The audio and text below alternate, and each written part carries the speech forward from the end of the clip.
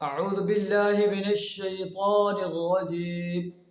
بسم الله الرحمن الرحيم. ولا يحسبن الذين يبخلون بما آتاهم الله من فضله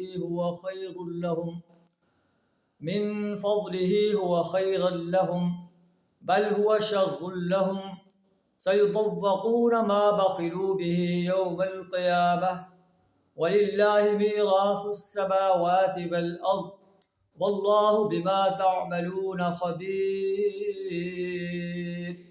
صدق اللہ العظیم.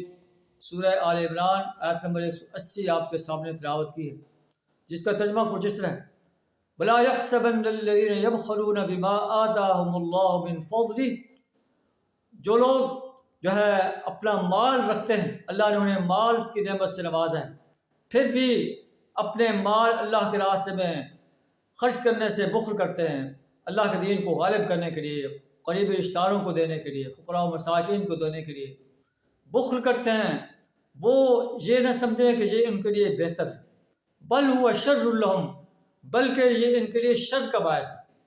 سیطوقون ما بخلوا به یوم القیامہ، جس مال کو خرچ کرنے میں یہ بخل کر رہے ہیں، یہ ان کے توق کی شکل میں ان کے گلے میں ڈال دیا جائے گا، اور یہ کہا جائے گا کہ یہ تیرا مال ہے، بلکہ مال خود کہے گا کہ انا کنزک، میں تیرا مال.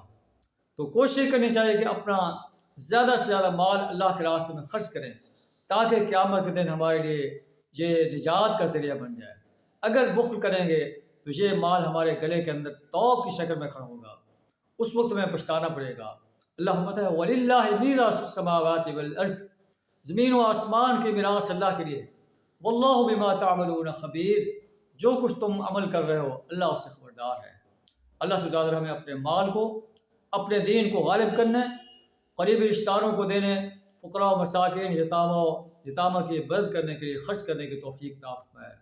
وآخر دعوانا الحمد للہ رب العالمین.